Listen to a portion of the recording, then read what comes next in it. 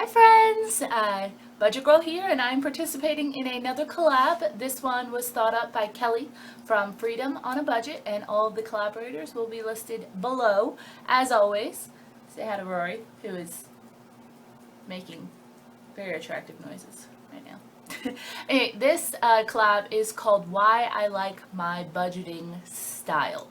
And she wants us to talk about what type of budget we use: Mint, Every Dollar, Excel, something else, old-fashioned pen and paper. And I've tried a couple of different methods, and this is what I've been able to stick with. Now, I don't have anything against any of the other methods out there. I tried Every Dollar for a couple of months. I think it's an amazing and gorgeous program, but I need more space to like put notes in, as you'll see.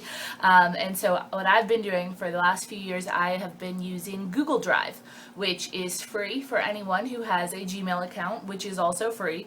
And what I really love about it is that you can access it from anywhere that you have internet. There is a Drive app that you can download on your phone that's also free, and it's basically the poor man's Excel, but you don't have to pay for Excel or do any of the updates or anything like that.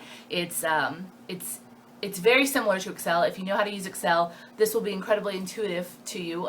If you don't know how to use Excel, you could still probably figure it out pretty easily. So I will just show you my budget for this month.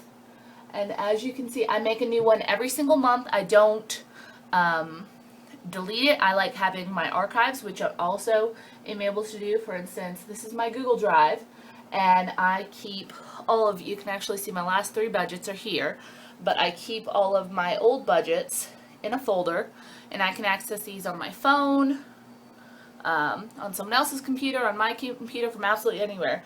And I have budgets from 2012 in here, and I just labeled them like September 12 master budget, September 14 master budget, and I think they're just in here in alphabetical order or somehow. But it's very easy for me to organize it. Every month what I do is I make a copy of my budget, I clear it out, and I save it as a new name, and then I'm ready to fill in for the month. I'll show you how I do that. And this is basically what I do. It's very similar to any other budget, where this is my... Calm down, puppy. Pardon. Neighbor's kids are playing in their yard next door, and she wants to go play with them. So she probably sees her best friend Rosie over there, and she's just like, I want to play, I'm a puppy. Anyway, this is what I call my main budget box, and what it does is it has each thing that I plan on spending money on this month, the amount that I've budgeted, and then I have a place where I can put in the amount that I've spent so far in the month and how much I have left over in each category. That's it. And then just kind of some notes there. So like on some of these, they're automatically withdrawn, like my internet payment, my cell phone bill, and so I just have those marked as this is an automatic payment. I don't have to actually do it. And the same with my sinking funds, I have those scheduled. So this is, okay, bring it down a little. My sinking funds are right here. I've got them all marked, how much goes into them. And I don't have a log box of how much is currently in them. I just log on to my bank account and see how much is in each of those. So that's no big deal for me. I know some people like to see how much is in there, but since I access them so rarely, it just doesn't really matter. But yeah, in this main purple box, every single cent that I'm going to spend during the month goes into there. But, and this is one of the main reasons that I like this budget, is that, for instance, on like YNAB and Every Dollar and some of those, you can input how you can basically subtract, like you go out to eat and then you put in, I spent, you can subtract, I spent $12 eating out, and it'll bring your total down. And that's awesome. And that's what happens here. But what I've found for me is that at the, towards the end of the month, when I realize I don't have any money left, I'll go, did I really spend that? What happened? Was there some sort of like error or something? So what I actually have is these kind of outsourcing boxes, and I have them for groceries, personal spending, and restaurant. And so this is my grocery spending box, and I just use shorthand here, so it'll say like Walmart and then the date and how much I spent. And that way I know that I'm not double logging anything, and when I go back to kind of make sure that I've gotten everything in at the end of the month, I know I haven't put in anything twice, and I can go back very easily and remember, oh yeah, that's what I spent. Here we go. All right, here I've blown out my restaurant spending and my personal spending boxes. Now this really helps because I can see, I'll put in actually where I went, and at the beginning of this month I went crazy on restaurants, and as you can see by the total box right here, I've already spent all the money that I can spend on restaurants this month. So no more restaurant spending for me, but I haven't really spent anything in my personal spending. So what I found when I didn't have these outsource boxes that fed into it, because I've got each of the cells basically tagged to this total here. So all I have to do is if I buy something, I'll put in the date I bought it, what I bought, or I went to Target and I spent like $40, and I just put that in here. This total would update, and that would update the total in the main box, and so everything's always super accurate. And if I'm ever wondering from the main box, what did I spend money on this month? All I have to do is scroll down to here and say, oh yeah, I bought a frame on this date for this much.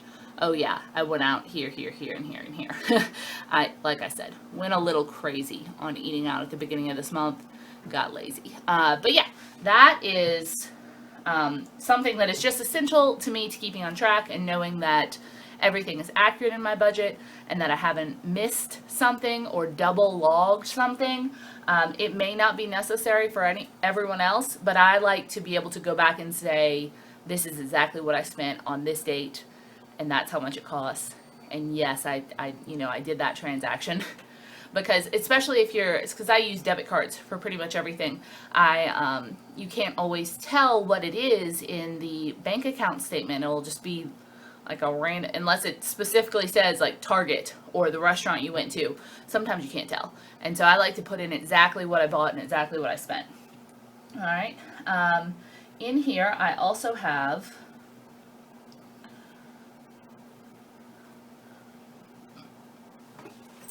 this box, which I use to calculate how much I'll be putting to my student loans every month. You can see I have basically a YouTube box here, so when I get my statement on how much I made on YouTube this month, I'll put that in here, subtract 20%, and then pay that to myself to a tax savings account, and then I'll put back in here how much of what's left over, and that's what I'm going to be putting to my debt this month. And then I'll add in anything I've sold, any extra money I've made for whatever reason, overtime, though I'm not eligible for that right now, but my last job I put in overtime, any secret shopping I did, absolutely anything extra, and I total that up here, and that's how much I put to my loans that month. And then in this box right here, this is where I keep track of how much I'm paying on my student loans. So every month I put in how much I paid to the student loans total, and you'll see like the $213.85, that's the minimum payment that's automatically joined out, but I'll make a second payment of everything else I've earned that month and can put towards it, and then I'll put that in and then do an updated total. And here you can see the last 2 years I've done that as well. I got more complicated last year with it and did like interest and accrued craziness, and then I basically just was like, I didn't really need that. Let's just put in how much you paid this month and how much debt you have left. So those, like I said, this kind of system may not work with your brain. I absolutely understand that you have to do a budgeting system that's going to work for your mind, keep your mind at ease, because that's the whole point of budgeting, is you know where your money's going and you have a plan for it. This works for me. I can put endless notes in there. I can access it from anywhere at any time, which allows me to update it whenever I get the chance, and I'm never too far away from my budget. I've tried doing paper budgets before, and you think of something and you're like, oh, how much do I have left here? But the paper budget's at home, and so you don't know. You just kind of have to guess. Now you could, and not everything do you have sinking fund envelopes for or cash envelopes for. So after 3-4 years of doing this, that's how I do it. It's how it works for me. I foresee myself doing that in the foreseeable future. But yeah, do absolutely anything that works for you. Now, if you think that this system might work for you, I do have a copy of my budget online that it's basically if equations and calculations are in there. It's basically a blank copy of this, where if you wanted to, you could download it to your own Google Drive and then input all of your own information and use that for your budgeting. And I've done that because I had so many people ask me, could I have a copy of your budget? Absolutely. I'm happy to provide that for you. There will be a link below. I also did a video kind of explaining how I set up the formulas and everything. That will also be linked below. But yeah, you're totally welcome to use this and tweak it and do whatever you want with it. Basically what it is I've got a public use copy of my budget, and you can't edit that version, but you can make a copy of it yourself to your drive and you can do whatever you want with it. So I do get messages constantly being like, I can't download your thing. You can, you just have to follow the instructions on it when you open it. So I hope you enjoy that, and I'm looking forward to seeing everyone else's budgeting systems and why they like them. I think it's all just about saying, hey, whatever works for each other, and supporting that and figuring out which of these systems is going to work best for you and your brain and your life, and just going with it, because just having an easy way to do this that works for you is absolutely key. I can't say that enough, because if you're trying to do something that isn't going to work, that doesn't work well with your brain, you're not going to keep up with your budget, and you're not going to keep updating it and logging into it, and that's dumb. You're just putting in work that isn't going to come of anything. So I will see you all soon. Thank you very much, Kelly, for inviting me to this collab, and I'd love to hear what kind of budgets you guys use. Are any of y'all Google Drive, Excel people? Because I love it. Let me know. Bye.